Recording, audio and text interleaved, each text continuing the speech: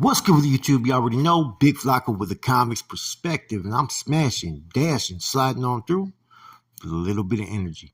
Please hit the like, subscribe, comment, do all those things to help support this channel, and hit the bell notification for future fire content.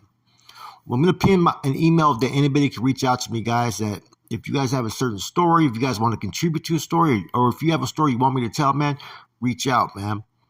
Okay, feel free. You already know I'm going to relay it just as I hear it, but I'm also going to do a little research and try to put it together right, man. In any event, we're going to talk about another story right now. And this is a story that I was involved in. And this is in San Quentin around 2003. Okay. Now, lo and behold, at this time, this is when the Cardinal Fred Dog kind of went MIA at that time. I think he was already transferred out. And I was resuming the authority role there in San Quentin.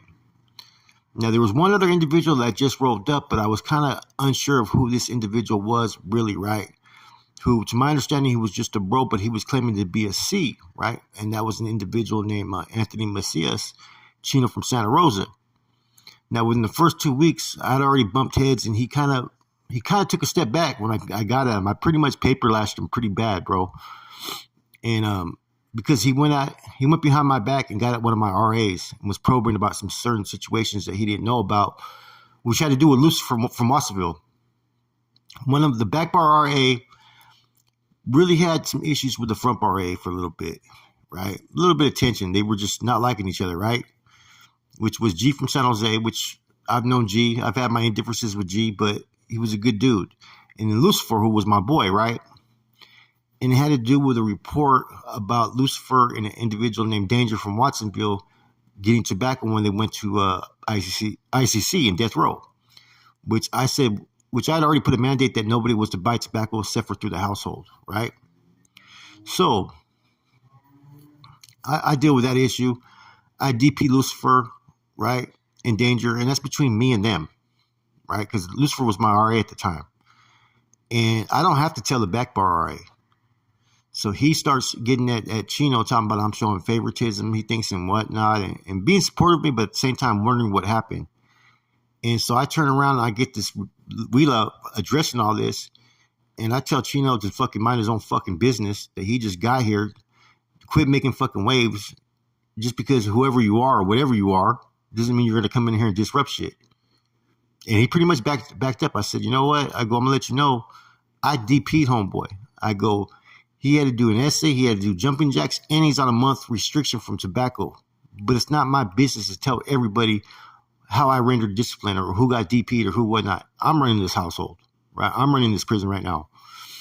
And he pretty much, took a step back and he's trying to work with me. And it was cool. We had a cool little rapport, right? But I didn't want to tell him too much, right? Because I wasn't too sure. When I was leaving, I was going to leave the household to him because whether he was a C or bro, he did have the educational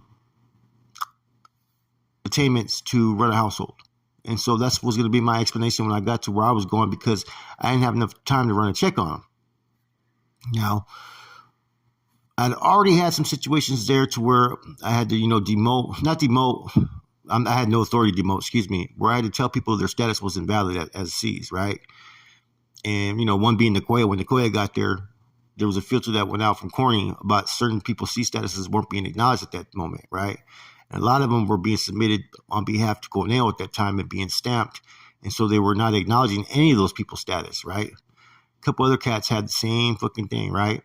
Now, an individual gets there, right? And you got to remember, San Quentin, really, the reception center, you could have a whole lot of brothers there. Not everybody knows everybody. A lot of us been to the Bay or Corcoran, and, we don't know everybody, but a lot of times we do know, right? But this individual comes, right? And his name was Arturo Torres, Payaso from Redwood City, right? He's in there for weapon and whatnot, right? He gets caught up on the reception side. And his NAQ was pretty good, Status, yes. He doesn't go into what his status is, though, right? So I'm thinking, I go, this dude's name kind of rings a bell, right? And Half Dead from Santa Rosa tells me the same thing. And Short Daniel from Green Fox, right? So I bypass the TS and the RAs, right? Because if there's someone there that's supposed to be an NF member, then they have to get directly at me. You know what I'm saying? And just that's just how it's going to be, because I don't want anything to happen that's going to cause any type of friction or them getting pissed off or whatnot. I have to cover my ass. So I reach out to fucking Payaso. And I said, I need to know what your situation is, bro, because I can't help you, right? Who pulled you? Are you a bro or are you a carnal, right? He gets at me and tells me that he's a C, but that he can't tell me this information. I said, bro, there's been a lot of stuff that's been happening. I reached back. Certain people who had C statuses that weren't valid were getting recruited by these people. I need to make sure that you don't fall in this category, or there's no question marks in order for you to enter this household. We can go from there once I know, right? So he reaches back and he started to trust me. So he relinquished who pulled him, right? The C's up there and all that, you know what I'm saying? And then he told me who his channels were, which was Big Rock, and he had an alternative channel of Roach, right? Now, he had paroled around a certain time before Black Widow had hit. So if everybody knows Big Rock was a captain, right? Roach had a lot of authority, was always in the mix, right? But both these individuals during Operation Black Widow had flipped. And see, they had plans for him to set up shop out there in Mexico at that time, right? So he's reaching out to his channels and nobody's reaching out, but he didn't know that they had flipped. So after about a year of waiting, he came all the way down to back to the Bay Area and caught a case on purpose just so he could report and find out what his standings was and get back in line with the Familia. So I felt it was the right thing to do, and I kind of told him what had happened with Operation Black Widow, right? I filled him in on, Boxer from Selma, because that's one of the ones that was involved in recruiting him. And I told him all his channels were pretty much had flipped, right? And he was like, what the fuck? He was shocked, I said, look, this is what I can do for you. I go, technically I can't clear you. I go, that has to come from the GOP. And you got to work everything out, what happened with your channel, what went down and whatnot, right? I said, I'll submit your name and that you're here to clear your name and that you came all the way to catch a case and that you have lost contact with your channels and that your channels were the ones that flipped during Operation Black Widow. They'll know it. I'll send one to Corny and I'll send something up to the Bay ahead of time, right? I said, I cannot technically clear you because the procedures, and he knows what the protocol is. When you come off the streets, there's a process of any NF member getting cleared. Usually they're put on freeze, right? And unless they're in the contact with the county, right? In the county jail, they're in contact with the SRC out there, which was the street regiment commander. Now, he was not in contact with none of these individuals. So the proper procedure is forward their name and await the GOP to clear them, the general prisons. Every C that enters the system, right, has to be cleared by the GOP. And a lot of times what they do is they contact the SRG. The SRG contacts the street regiment commanders, the lieutenants and whatnot, and finds out if there's any question marks to their actions. Do they owe a fine now? What did they catch their case over? All that has to be probed and investigated. SRG comes back, confirms that there's no fucking red flags, then the GOP clears them. Right? But there's nothing at that time that I could sit there and say, okay, yeah, here, you're cleared and you can do this and do that. So based upon the fact of I was liking this dude, he came all the way there, caught a case, got to reception side. When he was on reception side, he made a filetto, a piece, and he showed the homeboys that he had one. The household was asking him to relinquish his piece, that it was a breach of security and a threat towards the household. He refused. Now, they were on the verge of probably trying to remove on him, right? But instead, someone dropped a kite and they took him to the hole, right? Because technically, you cannot touch a C, whether they're in good or bad status, till you know that you have the clearance to do so. And if anybody would have touched him, they would have been deemed no good, right? So I worked out a whole plan with him, right? I said, look, I cannot let you know any of the major household business. Like if we have someone under investigation, if we're about to do a pagada, if we're going to do this and do that, right? Or anything that we're doing business-wise, right? But anything that pertains to your safety and security, I go, you will be informed. You will be acknowledged like any other manpower in this house. Even though you're on freeze, you will be treated with respect, right? And further, if you want to partake in any of the norteño activities, such as household klecha or following your uh, cheer reports and try to help, guide the casa and help in that way, I'm going to allow you to do so as a manpower in this household. But there's nothing I could do about clearing your standings, your status, your rank, and whatnot. And as a C, he actually appreciated it because he knew I was going by the book, and I was offering him an opportunity to still feel welcome in the household and treated like any other manpower in the household, even though he was on freeze. So he was only on freeze within the organization. He had to clear up that. But it didn't mean that I seen any red flags or anything like that from him. If he came to the yard, he was willing to come to the yard. He's going to be just like any other manpower. And he, instead of him letting his ego get in the way and getting upset, he was very respectful about it. He respected me for how I dealt with it. And he was partaking in fucking household member business. He was functioning like a northerner, following his OTRs, his tier reports, and he was involving himself in the klecha, which was fucking very useful because it helped out educate some of the northerners that were there that were not at school. But I also started even contributing even more to the household. He started making pieces. That boy could make some pieces, right? Now, same token, I also had the other situation going on with another person who had been recruited as a C, but their status wasn't being acknowledged. And that was Nicoya from San Fran. Later on, his status would be acknowledged, right, when he went through the proper procedures because he wanted to make that commitment. But when he arrived to the household, he had an NF tattooed on his fucking forearm, right? I had to tell him as soon as he got there that his status was not valid, that it's being revoked at this time, that he was to function as an soldado. And man, I don't think he knew what to do. He was just like, you know what I mean? But he had no choice but to pretty much concede to what was being said. You know what I'm saying? And I remember talking to Lucifer, I think Short Daniel, and I think someone else, right? I'm like, you know what? I'm going to put him in position so he feels, you know what I'm saying, of importance in his household. I put him in an NT position, right? Norteño teacher, maestro.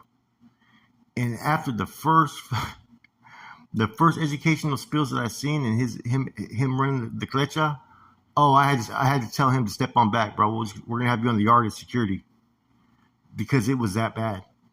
And it was like, man, like, what's going on here? I mean, they're pulling someone that's not educated already, and then they come in here. It was so easy for me to revoke their status without any question. I put him in an NT position, and they just can't do the job. Now, he was a good, solid motherfucker, right? But, I don't think he was NF caliber at all. You know what I'm saying? But who am I to say? So I had all those situations. I had fucking two dudes that were pulled SCs, right? One's actually valid, right? Other one's not. I had to fucking pretty much put one on freeze and tell the other one that they had to function as an soldado. But at least I had a little bit of experience in someone there that also got their stats revoked, which was Listo from Santa Rosa. Good, solid motherfucker Listo was, right? And so he was able to fucking tell Nicoya a little bit on the yard what happened with their statuses because they were recruited at the same time through the same fucking process, In any event, though, yeah, Payaso came to California to catch a case just to report, man. That's how serious this shit gets. I mean, he could have ended up on a $5,000, $10,000 fine. You go MIA for too long, they're going to deem you from the organization because you got to get in contact. You got to fall on file. Now, after I left, that dude Chino kind of fucked up on a lot of shit, right? I left him in charge because whether he was an soldado or a C, he had the educational attainments, right? But he started to overstep his boundaries. You know what I'm saying? Like there was an individual named Victor Velasquez, Chino from Sanjo, right? Who technically I could have deemed no good, right? I was tasked with making the decision on his fate. And what I did was I stripped him of his status, put him on frontline, and all kinds of different type of stipulations, right? Because he ordered the wrong removal of someone that got hit. Which was, it was basically one of those little fucking like razor cuts, right? So it wasn't nothing bad, but the attempt was there. And after I left, this individual Chino ended up clearing his status. He should have never been able to have the authority to do so, because that decision was made by me and Fred Dog. Fred Dog being the Cardinal that was the RC at the time, and this was before he had left. That was the one thing. And then he started to pry into Payaso's status and started to, you know what I'm saying, open doors that shouldn't have been opened. Which, when he got to the Bay, he was in Pelican Bay for fucking less than a week, and he fucking locked it up after running San Quentin, man. And so I'd already got at the brothers about all that, right? And I was already told before he got to the Bay that, man, I was put in a bad position because I did not know who to leave the fucking household to. You know what I'm saying? Because if this was a C or not, I couldn't really stamp or approve that he was or wasn't. You know what I mean? Plus, Fred Dog knew him from New Folsom back in the days and said he was a good dude. And I heard he was a good dude. But as soon as he thought he had that authority and status and ranking that he did not have, he abused it. You know? And he didn't abuse it as far as abuse the manpower. He abused it in making decisions he wasn't supposed to be making, even as a regiment commander. Seeing at this time, I was seeing all the confusion that was going on, man. Like I said, with Payaso not knowing like what was up in the channels, and we were getting kites from fucking Pelican Bay. I got one from Flaco from Santa Rosa. I got kites from Corny, and I had these individuals there. So it was like, man, I was starting to see that there's a power struggle going. The Bay wants to do certain things. The guys in Santa Rita at the time are not allowing that to happen. So I was like, whew. As soon as I got out of there, I was happy, because I think I maneuvered everything and did everything right. In fact, I know I did, because I was never questioned for any of those decisions or any of those dealings that I did at that time. In fact, the only questions mark was when I left Chino in charge, but they understood that as well. But I did not leave him in charge as a C, because I wasn't acknowledging his status, because I didn't know it to be legit. But at the same token, he's going to do what he's going to do. And as soon as I left, he basically portrayed himself to be something that he wasn't. With that said, it's your boy Flaco, Convict's Perspective, man. Interesting spill, man. Dude came all the way from Mexico to turn himself in just to report to Pelican Bay to make sure his standings were good. That, I'm out.